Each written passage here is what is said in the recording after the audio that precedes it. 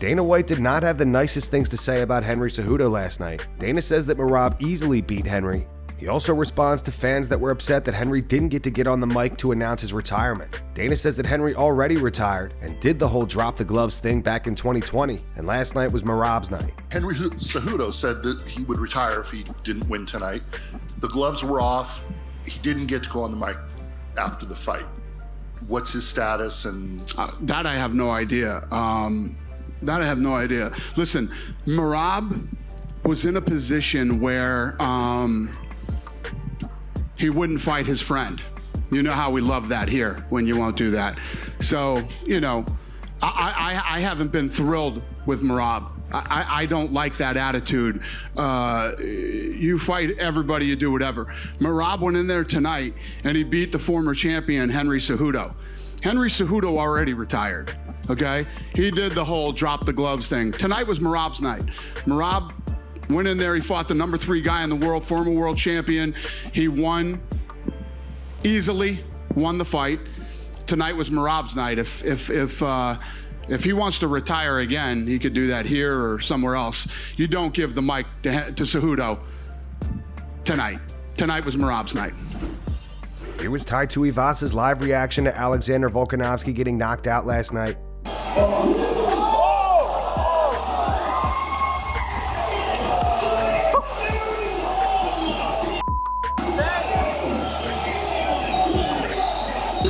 Overhand. Left, overhand. Very good. Get right hand again.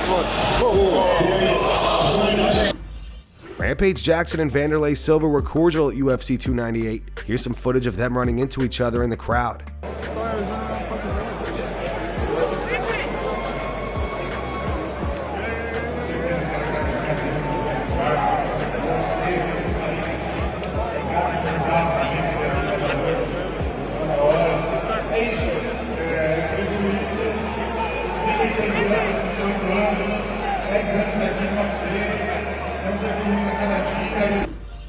Alexander Volkanovski feels like he deserves a rematch with Ilia Topuria. Was there anything in there that surprised you? No, because we knew it would be fast. We knew it would be powerful. Obviously, we knew not to be on the cage there and let him catch her there. So again, he did. You know, he did a great job there. So there's not much I can say other than congrats to him. But you know, obviously, you know, I've been a champ for a long time, and you know, I want that rematch. You know, so it's that's something that, you know, needs to happen. So, you know, I've been reigning champ for how long? You know, I've been a bit of a company man. You know, I've backed up on short notice and, you know, fought Max 3 times, you name it.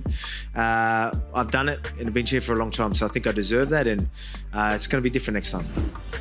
Ian Garry is confident in the potential matchup against Colby Covington. Ian does not think Colby is as good as people think he is.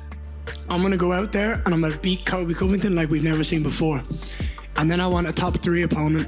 Someone who's in that title contention, because the truth is Colby's biggest claim to fame is he's fought for 3 world titles and he's lost all 3. He's not as good as people think he is. You get beaten by a young, talented, up-and-coming prospect, one of the best we've ever seen, you don't come back from that. And the truth is, I'll match him pace on cardio. I'll match him for output. He doesn't possess anywhere near the power Jeff Neal does. He has great wrestling. Cool, put me on my back. I'm training with Damian Maia. See what happens if you put me on my back. I'll choke him unconscious. I promise you, I will end that fight. I'll finish that fight and I'll rid the UFC of Colby Covington for once and for all. Like, he needs to be gone. I'm sick of his nonsense. The Korean Zombie has dinner with Rampage Jackson.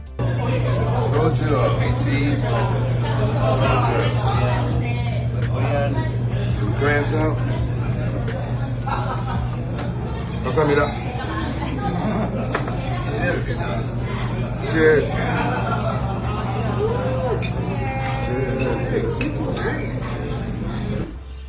Sean O'Malley gave his reaction to Henry Cejudo's loss to Merab last night at the UFC 298 post-fight show. O'Malley said it's interesting watching fights live compared to on the TV. I'd like to watch it back on the TV to really give full input. It was decent. I heard rumors that Henry had some injuries going into the fight. He looked a little winded, but Merab looked good. Decent little fight from a couple little dudes. On his upcoming fight against Cheeto, Sean said 3 weeks, UFC 299, everything's going so good. I've got to get through Cheeto before I can start saying I might fight him. I might fight him. I might fight this guy. I'm pretty sure he's where Adesanya knocked out Alex Pereira in the rematch in Miami. Am I right? Interesting. Following his victory over Paulo Costa, Robert Whittaker discusses a potential fight against Sean Strickland next. Is Strickland probably, is that the most logical opponent for you next, do you think? Or are you kind of keeping your options open? Options are definitely open. The middleweight division is funny. There's so much movement and fluidity in it and opportunity in it that any fight could be made at any time, anywhere. And honestly, UFC have always done right by me. I've never had to pick my opponents. They've always been laid out in front of me, you know, and I'm not about to change the way I conduct business just now. You know, you get matched up with Sean. You said multiple times that, you know, you come from the gaming world and those are the most toxic people around. So I'm sure Sean's trash talk's not going to get to you, right? He's not that bad. Like he's not that bad. I don't know. He's kind of holistically angry at everybody.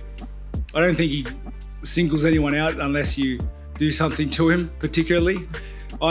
I find it, I feel like it would be hard for him to get a grip on something I've done, but, you know, there's trying. Ilia Topuria called out Conor McGregor at the post-fight press conference last night. As you guys know, Conor picked against Ilia. On X, Conor wrote, Volk will get hurt early, but come back and KO Ilia. Over in 2 rounds. Ilia says that Conor can choose what weight they fight at. You've been calling out Conor McGregor. Dana White said, very unlikely Conor fights at 145, if he even fights again. Because, and who said that I want to fight him at 145? Where do you want to fight him? Without any weight limit. There is no weights if I fight him. He can choose it. I gave him that option. If he feels that he's ready for this level of competition, he can choose the weight. Thank you. And also, I choose the place. And that's going to wrap it up for the news. Thanks for watching. For daily MMA news and content, subscribe to Full Mount MMA and click the bell icon to be notified when we post videos. Here are the 3 top comments from last video. The first one's from Luis Ruiz. It says, Dana White looks so depressed calling out UFC 300. He knows he's going to get oiled up. The second one's from Dawn 2021. It says, let this man's brain heal. 2 back-to-back brutal KOs at 35 years old. Congrats to Ilia. He's a beast and I knew dude was going to hoist the strap one day. The final one's from Peter Griffin. It says, congratulations, Topuria talked all the crap and backed it up. Great performance.